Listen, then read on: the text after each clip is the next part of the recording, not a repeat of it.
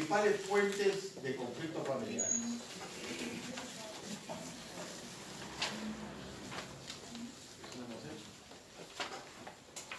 Eso lo hemos hecho ya, ¿no? Está retrocediendo, creo que.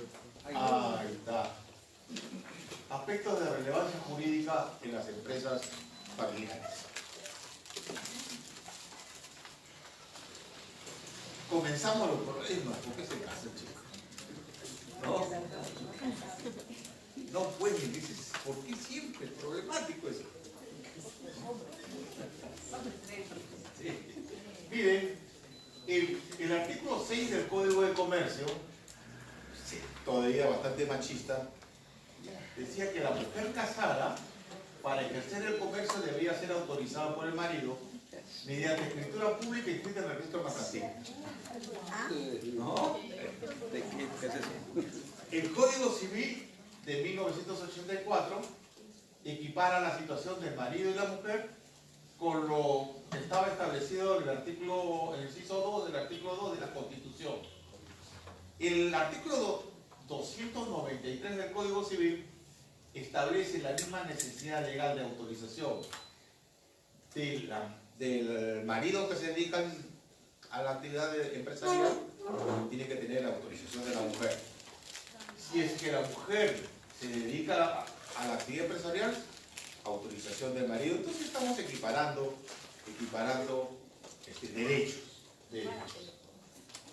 El 308 del Código Civil señala que los bienes propios de uno de los cónyuges no responden de las deudas personales del otro, a menos que se pruebe que se contrajeron en provecho de familia. Ahora, ¿qué ventaja tenía el Código de Comercio? Que si el marido autorizaba a la mujer en escritura pública, si la mujer entraba en quiebra, los bienes de la sociedad conyugal respondían ante los acreedores. Ahora es un problema cobrar si es que lo único bien que tiene son bienes comunes. Si es que uno de ellos realiza actividad empresarial, échense a cobrar, doctores. Dice, no, la propiedad de la sociedad conyugal, que la sociedad conyugal es un bien, es un patrimonio autónomo, primero hay que liquidarla, después vamos a tener que embargar. En cambio antes no, se pudo haber cambiado diciendo que la mujer también tiene que dar autorización al marido, como el marido a la mujer, para realizar actividad empresarial. Inclusive se debió establecer una autorización tácita, si es que no dice nada ella o él, de la actividad empresarial de la persona. ¿Con qué efecto? Que si es que la empresa de esta persona entra en liquidación o quiebra, comprometa los bienes de la sociedad conyugal, ¿no? Y los acreedores estarían más tranquilos, darían los créditos más baratos, de mayor, con la tranquilidad que los bienes de ambos cónyuges están comprometidos. Ahora no, para poder prestar, firmen los dos, ¿no? Entonces, después, si es que hay problemas para separarse, Dios mío, ya eso es otro problema. De separarse, tiene que liquidar, qué parte está garantizando. Esa es una situación que no se ha resuelto, y van a ver, en el caso de que entren a concurso, ¿qué cosa es a concurso, a sistema concursal? Antes se llamaba quiebra, ¿ya? Ahora a nosotros nos gusta suavizarle y llamamos concurso. Cuando le declaran insolvente a una persona, significa que va a tener dos efectos. Formación de la masa activa, significa qué patrimonio está sometido a concurso, y la formación de la masa pasiva, que significa qué acreedores van a participar en el reparto de ese patrimonio, ¿no? En la formación de la masa activa, el matrimonio ya comienza un problema. si está casado, el primero, antes de solicitar su propio sometimiento al procedimiento concursal, debe separar patrimonios. Pero si son los acreedores que inician el procedimiento concursal para someterlo, entonces tiene que esta persona separar su patrimonio, o en todo caso, el artículo 330 del Código Civil dice, si lo declaran insolvente, la separación es de pleno derecho. Pero no sabes aún en ese momento qué bienes van a ser del que está quebrado, para poder ejecutar los acreedores que hagan una ejecución colectiva de ese patrimonio. Comenzamos ahí. Ejercicio del comercio por persona casada. ¿Por qué Dios nos quita la libertad? ¿No? Y ahí sigue lo que hemos hablado. El patrimonio de las sociedades gananciales es un patrimonio autónomo, distinto a la copropiedad, y en cuanto a responsabilidad, estamos hablando del 317, contempla que los bienes sociales, y a falta de esto o por insuficiencia de estos, los propios de ambos cónyuges responden a prorrata de las deudas que son de cargo de la sociedad ganancial. Y en el caso que uno de los cónyuges se dedique a la actividad empresarial y sus bienes propios no alcancen para el pago de los créditos, el pleno jurisdiccional de la ciudad de Trujillo establece, dice que el régimen de los bienes sociales no se equipara al régimen de copropiedad. No es copropiedad.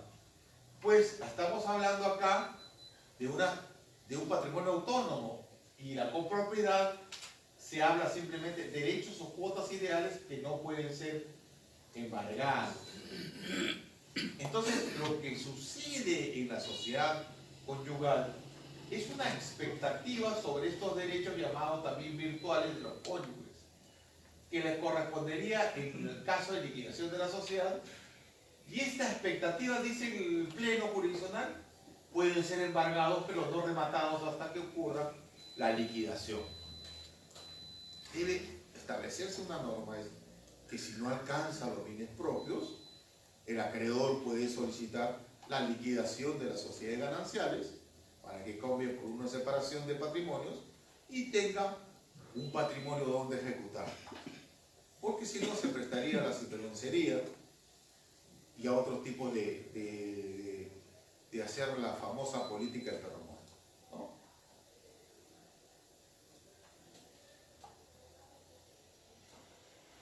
Otro de los problemas, dice, la relación que hay entre el empresario y sus familiares que laboran en la empresa familiar aparentemente no constituyen ni trabajo subordinado ni vínculo societario en sentido técnico. El titular de la empresa se apropia del producto del trabajo de los familiares sin corresponderles nada más que la alimentación. O sea, los padres están obligados a alimentar a los hijos, y en algunas empresas familiares a los hijos los hacen trabajar como trabajador, a pesar que son menores de edad, y no les da nada, simplemente tiene su alimentación, ¿no? Situación que ocurre, o sea, constantemente. Entonces confunde el derecho a alimentación a que ellos tengan que ser trabajadores y trabajan más de las 8 horas muchas veces. Trabajan más, y ¿no? Un día siéntense ahí frente a un chifita donde está el chinito chifón con sus chinitos chifitas, y van a ver cómo trabajan esos señores. Y no les da nada, creo, a los chinitos, porque esos son más cododuros, terribles, ¿no? Pero, ¿qué cosa es lo que existe en realidad acá? Primero, que la alimentación es una obligación que es propio de la patria potestad y de ser padre, que tiene que alimentar a sus hijos, ¿no? Y segundo, que en la relación de trabajo subordinado existe un trabajo subordinado junto con la relación o vínculo familiar, y debe pagarle pues su remuneración, y no, es mínimo que tiene que hacerlo, así sea dependiente, así sea cónyuge, padre o hermano del hijo, ¿no? Ellos se sienten contentos, no, que tienen sus alimentos, pero los alimentos los tienen por ley, y no pues por la relación de trabajo.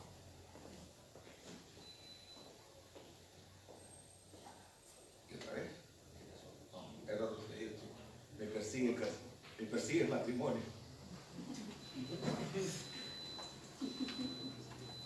La sociedad anónima familiar como tipo social predominante en la actualidad. El emprendedor, estamos hablando, es un individuo con capacidad, inteligencia, experiencia para un determinado negocio, pero carente de fondos para emprenderlo económicamente.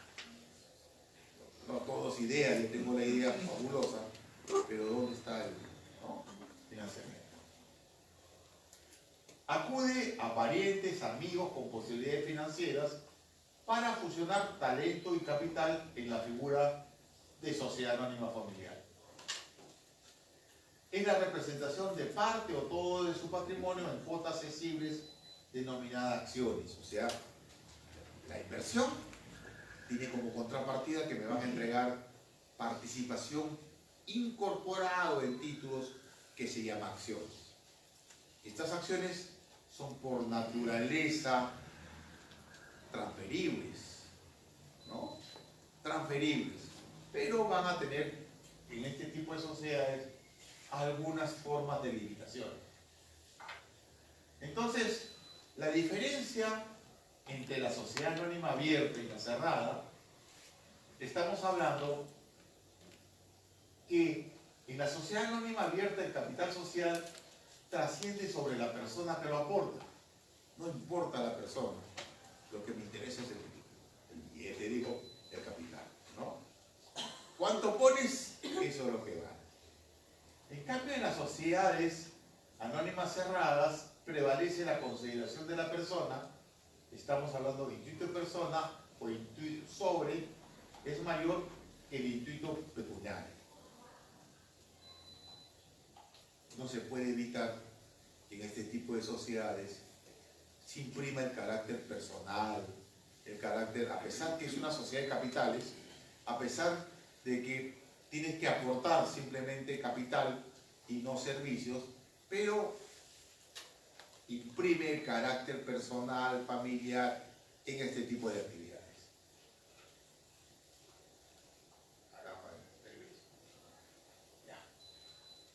¿Cuál es el atractivo de este tipo de sociedades anónimas?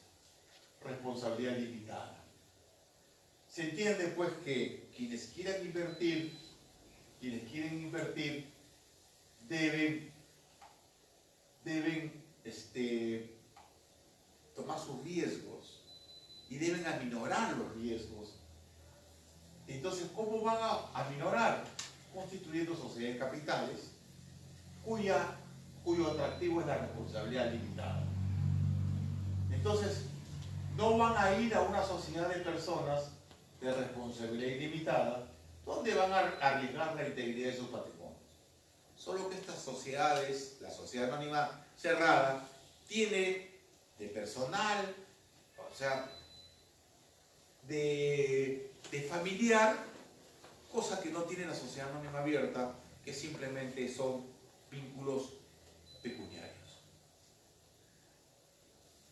En cuanto a la transmisión de las acciones, la sociedad anónima abierta, las acciones son esencialmente negociables a través de procedimientos de inversión líquido fungible. O sea, hay un negocio, aporto y es libremente negociable. Mientras en la sociedad anónima cerrada, a pesar de que hay aportes, no priman las acciones como título o valor, sino la participación de hermanos, primos o parientes. Entonces, en este tipo de sociedades familiares, para la transmisión de las acciones, hay cláusulas restrictivas. En la sociedad anónima familiar, sus miembros están de acuerdo en aprovechar que esté cerrado esta sociedad para sus miembros. Impide la libre entrada de nuevos socios. Impide. Hay cláusulas restrictivas a la transmisión de las acciones porque no quiere el ingreso de extraños a la sociedad para asegurar el control de esta sociedad constituida. Pero voy a una vez hablar de las restricciones. Si vemos después que los tratos, después hablamos. ¿Qué restricciones hay? Restricciones a la libre transmisibilidad. Yo para transferir tengo que primero ofrecer a los demás. Entonces ese se llama cláusula de tanteo. No de tonteo, sino tanteo. Primero ofrezco a los demás, comunico al gerente general para que lo comunique a los demás socios que voy a vender mis acciones. Y hay un comprador que me quiere dar 80 millones por cada acción de un solo. ¿No? Entonces, el que quiere, pues, adquiere de acuerdo al precio que me quieren comprar tercero. ¿No? Eso.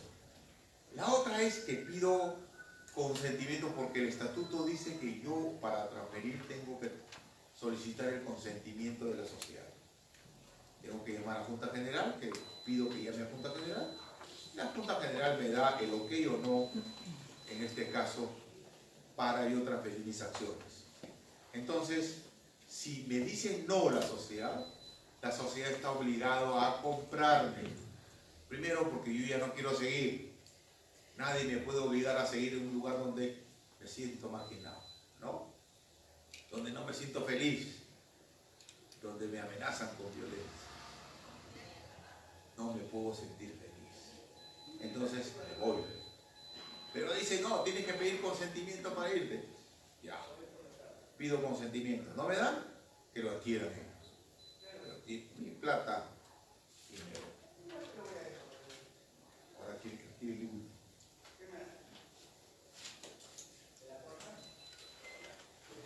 En cuanto a sus estructuras, recuerden que una sociedad anónima tiene Junta General de Accionistas, directorio, gerente general, ¿no? Una estructura mínima. Pero cuando es familiar, ya les dije cómo he tenido clientes que las juntas generales, inclusive participaban gente que no era accionista, lo realizaban en los almuerzos dominicales, ¿no? Dominicales. Entonces, lo que se busca es una estructura ágil, puede prescindir del directorio y centralizar dichas funciones en un gerente general. Las reuniones de los accionistas pueden ser no presenciales, o sea, no necesita estar presencial. Circuito cerrado. Uno de mis bebés están en Inglaterra, el otro está haciendo su maestría en Canadá, el otro está haciendo su maestría en otro sitio. Nos reunimos en el local de la empresa vía circuito cerrado o vía conferencia telefónica. La ley permite hacer junta general no presencial.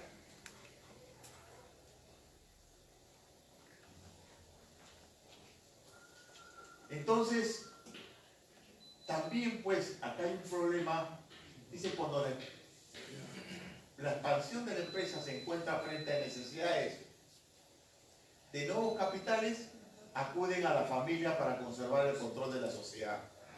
Pero a la vez acuden, pero comienza pues el sobreendeudamiento. Y el sobreendeudamiento significa que tengo que responder con el 20%, a pesar que la tasa de retorno que los economistas dicen que es excelente, 17%, al pagar 20% ya no estoy comiendo capital, ¿no? Ese sí es uno de los problemitas que se tienen si es que no, no abro mi sociedad, mi empresa. Y tiene que cargar con esa cruz. Intervención del acto constitutivo de los cónyuges como socios. Voy a constituir, le dice el esposo, le dice a la esposa, voy a constituir una sociedad con unos colegas. Así le dice, ¿qué vas a aportar? Bueno, pues 3 autos. Esos autos que hemos comprado dentro del matrimonio. Entonces, para venderlo, tienes que tener mi autorización. Comienza el primer problema.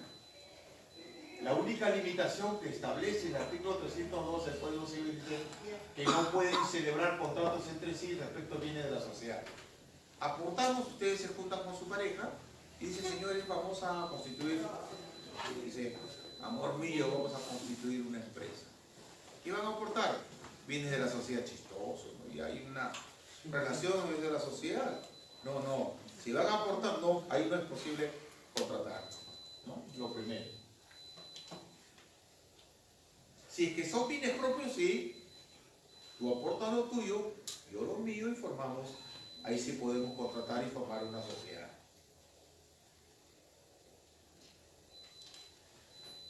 Bienes propios para recordar simplemente, aquello que los cónyuges poseían con anterioridad a la celebración del matrimonio, los que adquieran por otro título legítimo, solo herencia, legado, donación, subrogación legal, durante el matrimonio bajo el régimen de la sociedad conyugal, estos son bienes propios.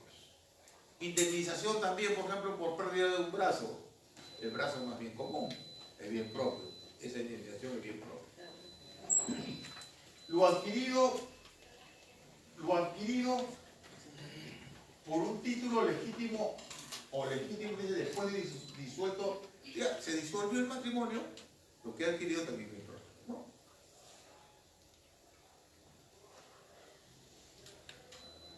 Bienes gananciales son todos aquellos que se adquieren por los cónyuges durante el matrimonio y bajo el régimen de la sociedad conyugal, en razón de una causa legítima que no sea herencia, legado, todo tipo de ingreso que tengan dentro del matrimonio es bien común.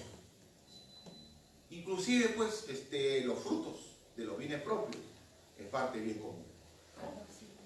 Entonces, partamos de ese principio. ¿Qué sucede? Lo que estamos hablando hace un momento, si es que una persona casada va a dar sus 3 carros como aporte a una sociedad. Y dice, ¿qué cosa? Es bien común. Es bien común, le dice, ¿no? Hombre, se necesita consentimiento de ambos cónyuges para aportar bienes gananciales como inmuebles, derechos de inmuebles registrables. Salvo se acredite que el aporte sea de bienes propios o que están sujetos al régimen de separación de patrimonios, indicándose en el título presentado los datos de inscripción de la separación de registro personal. Cuando vas a establecer tu minuta de constitución, dice, yo participo por mí y mis aportes a nadie tengo que responder porque voy a aportar bienes propios, tengo separación de patrimonios que esté inscrito en la partida número tanto y ya ahí. Por eso no interviene mi cónyuge, ¿no? Esa es una de las formas. Pero además dice, si bien es cierto, cuando yo aporto bienes inmuebles, muebles, etcétera, etcétera, tiene que participar el cónyuge, no es necesario acreditar el consentimiento del cónyuge del socio que efectúa aportes dinerarios. Cuando es dinero, ¿cómo se sabe que el bien de quién, no? Se presupone que es de la sociedad conyugal, pero no necesita, ¿ya? Ya hay jurisprudencia registral sobre ello, que cuando se aporta dinero no necesita la intervención del cónyuge. O sea que véndanlo y después aporten dinero.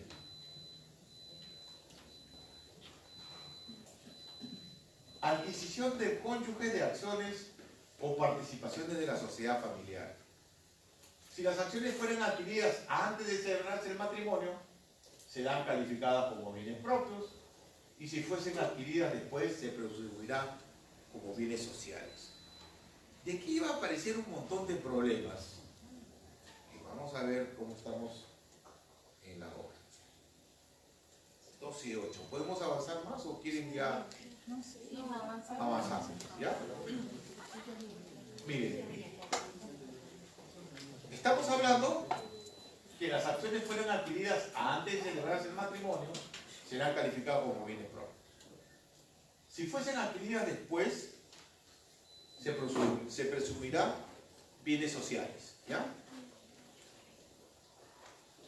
Y veamos, propiedad de las acciones.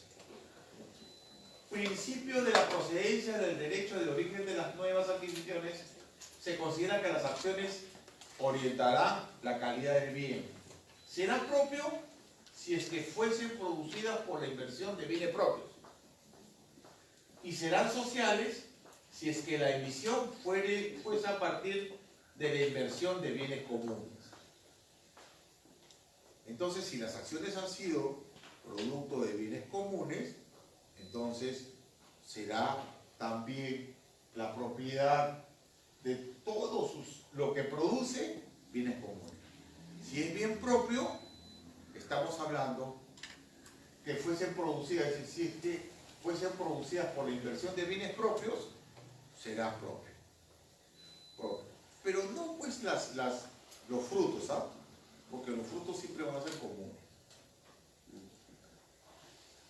Seguridad de la transferencia de acciones. Miren lo que tenemos que precisar y la sabiduría de la ley. De acuerdo con la sexta disposición complementaria y final de la ley de títulos valores, se dispone que la transferencia de títulos valores no requiere la intervención de o de la cónyuge. Le endosan una letra de cambio al doctor. Va a decir, mi amor, hay que endosar los dos. No. Dice simplemente, lo endosa usted porque es el titular y está transferido el título. ¿No? Entonces, ahí viene la cadena sucesiva de endosos. Yo soy titular porque me lo han endosado a mí.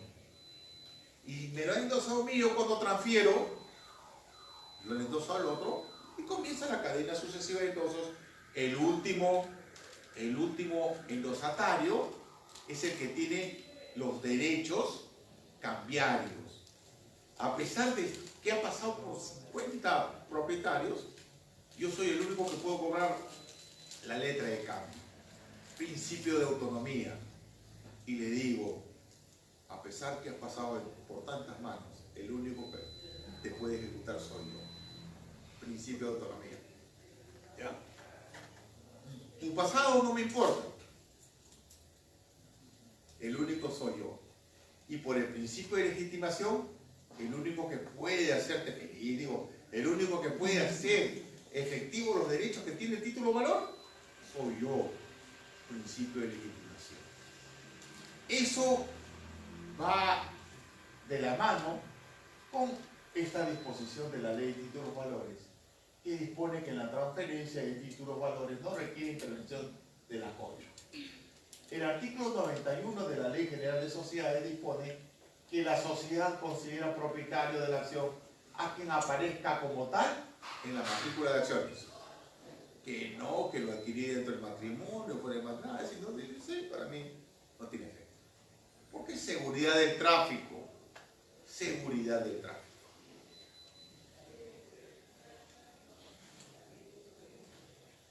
Disolución de las sociedades gananciales.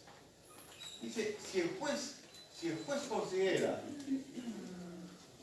si la acción es bien de la sociedad, el juez considera si la acción es bien de las sociedades gananciales, luego de liquidar este patrimonio autónomo podrá decretar que se inscriba la copropiedad de las acciones, pero por el principio de indivisibilidad de las acciones solo puede ejercerlo uno solo, los derechos que tiene las acciones.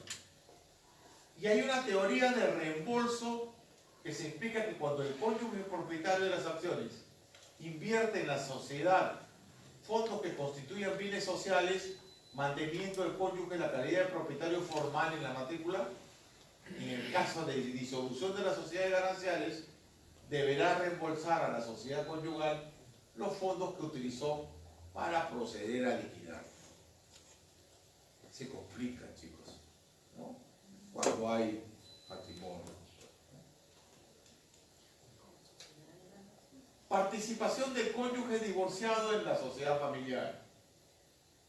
Constituyendo bienes comunes las acciones o participaciones adquiridas dentro del matrimonio por alguno de los cónyuges con aporte de gananciales, o sea, el caso del divorcio, debe inscribirse en el registro personal y en la partida de la sociedad si es sociedad de responsabilidad limitada o matrícula de acciones si es sociedad anónima. Igualmente, la distribución de las acciones o participaciones por liquidación de la sociedad de gananciales también debe hacerse, participa el cónyuge divorciado en la sociedad familiar. De todas maneras, van a tener que soportar. Reparto de las utilidades y la sociedad conyugal. Son propias las acciones que le pertenecen al cónyuge al comenzar la sociedad, o las adquiridas después por título gratuito, donación, herencia, como las nuevas acciones suscritas como consecuencia de la titularidad de otras privativas. Todos los dividendos y demás beneficios empresariales obtenidos durante la vigencia de la sociedad gananciera son comunes. Dividendos, ¿ya? Dividendos. Pero debemos tener diferencia, debemos establecer la diferencia entre utilidades y dividendos. Utilidad, estamos hablando, utilidades, las empresas generan utilidades, pero son parte del patrimonio de la empresa. En cambio, la acción produce dividendos. ¿Qué diferencia existe? Para que exista dividendos, debe darse varios requisitos. Primero, que haya utilidades. Segundo, que la sociedad apruebe la distribución de utilidades. Y cuando aprueba la distribución de utilidades, ahí recién hay dividendos. Mientras no aprueba la distribución de utilidades, las utilidades son patrimonio de la sociedad. Este puede reinvertirlas, este puede tenerlas en cuentas transitorias, esta puede capitalizarlas. ¿Ya? Entonces, las utilidades son de la sociedad y no del accionista o de la sociedad conyugal. Naturaleza de las utilidades. Son frutos generados por la empresa, no por el cónyuge. Frutos generados por la empresa. Solo los dividendos constituyen frutos civiles que producen las acciones. Por ello, solo los dividendos, sean en dinero o en especie que se desprenda del vínculo con la sociedad, del patrimonio de la sociedad, tienen calidad de bien social. En tanto se devenden durante la vigencia de la sociedad conyugal. Solo los dividendos. ¿Qué sucede si es que, vamos a ver, tienen derecho a las utilidades, pero el socio dice, yo voy a aprobar en la Junta General de Accionistas que no se distribuyan las utilidades? La ley faculta a exigir un dividendo obligatorio si tengo más del 20% de las acciones con derecho de voto. La pregunta es si él con su voto aprueba que no se distribuyan dividendos, que no se distribuyan utilidades, y la cónyuge dice, ¿por qué? Pues la cónyuge puede exigir la distribución obligatoria de acuerdo al artículo 231. Veamos. Esa es la interrogante. Si puede exigir el reparto amparándose del 231 para exigir el reparto del 50% de las utilidades. Primero, el artículo 91 dispone que solo se reconoce este derecho a quien aparezca inscrito en la matrícula de acciones. Por lo tanto, el cónyuge no puede solicitar el reparto del dividendo obligatorio.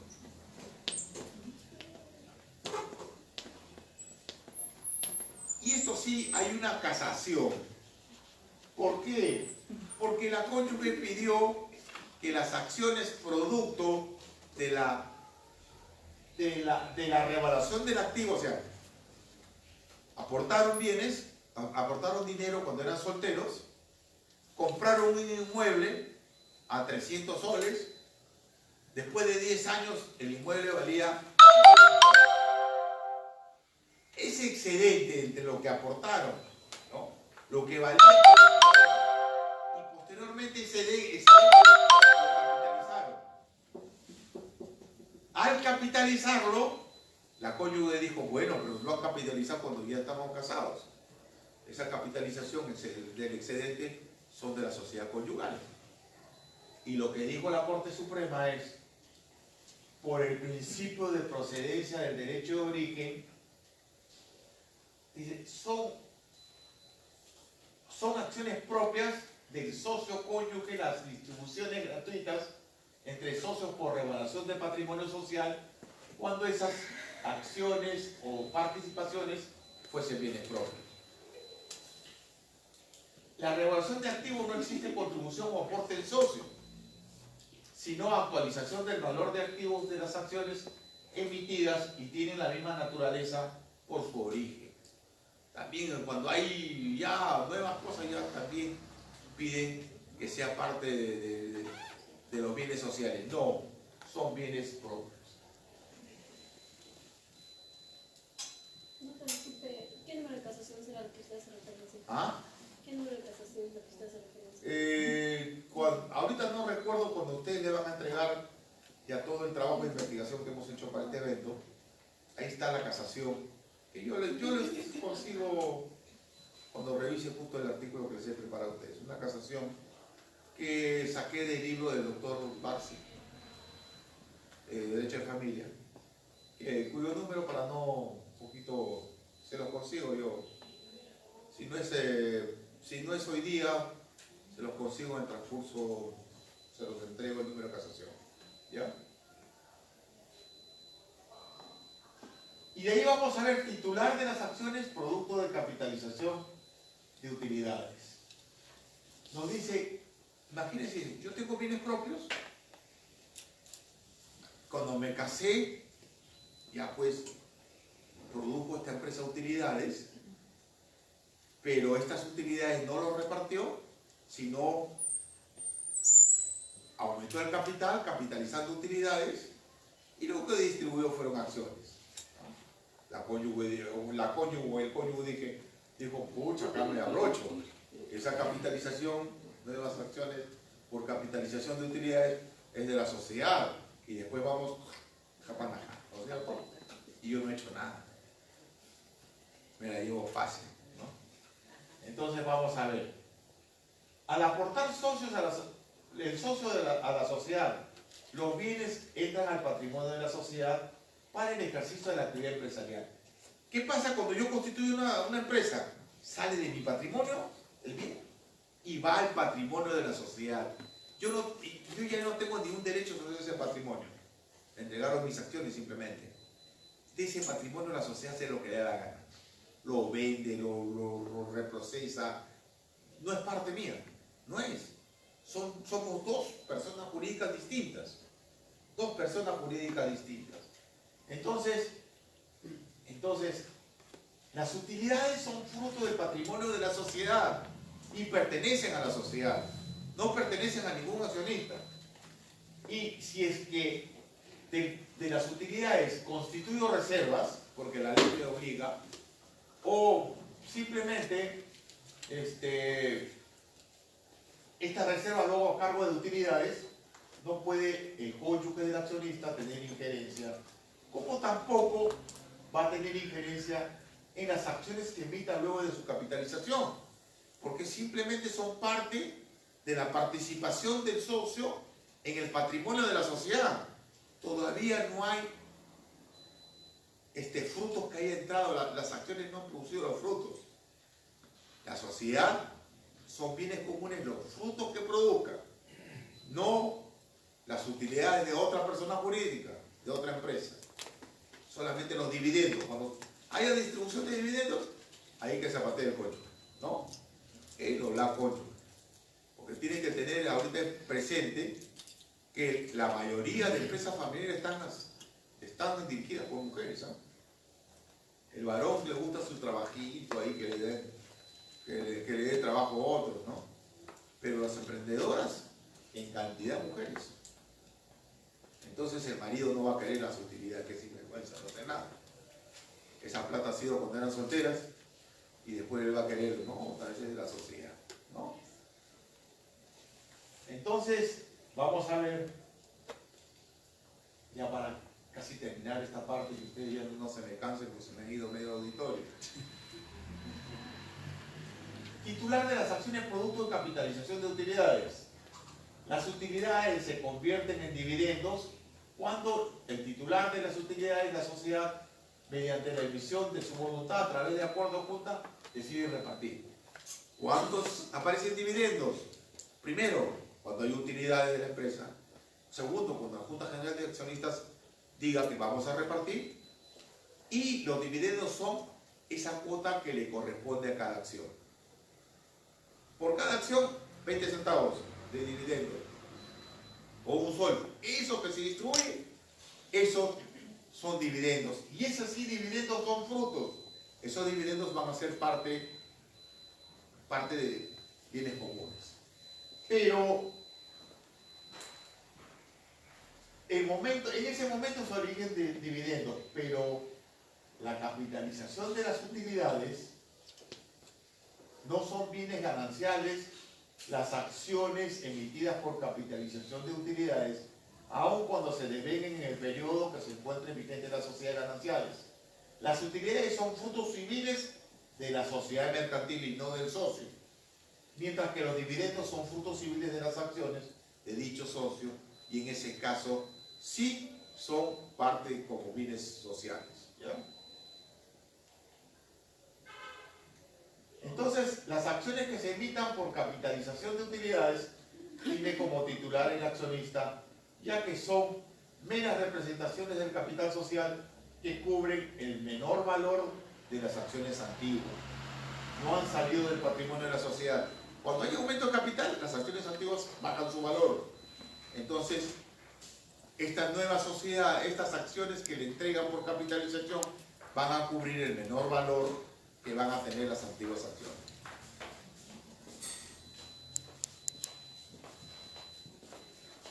Y el derecho de suscripción preferente. Y acá con esto terminamos, ¿ya? El derecho de suscripción preferente es el derecho que tienen los accionistas a suscribir nuevas acciones cuando hay aumento de capital, pero con nuevos aportes, ¿no? Entonces, si el nuevo aporte lo hago con plata de la sociedad de gananciales, en ese caso estamos diciendo que están utilizando plata de la sociedad de gananciales. Pero las acciones no van a salir en el nombre de la sociedad de gananciales, siempre del titular de la suscripción preferente. En este caso, que exista divorcio, lo que se va a pedir es el reembolso de ese dinero que se ha aportado, que pertenece a la sociedad de gananciales, y eso van a tener que dividir, lógicamente, el reembolso, pero no las acciones nuevas que se emitan. Eso es lo que he dicho hasta aquí, ¿no? Ya, y en la transferencia de acciones, repitiendo lo que dice la ley de títulos y valores, no necesita la intervención del cónyuge. Él puede transferir libremente, porque quien lo va a transferir es aquel que tiene inscrito su derecho como accionista en la matrícula de acciones. Y acá, chicos, nos quedamos. Cualquier pregunta, háganlo ahora.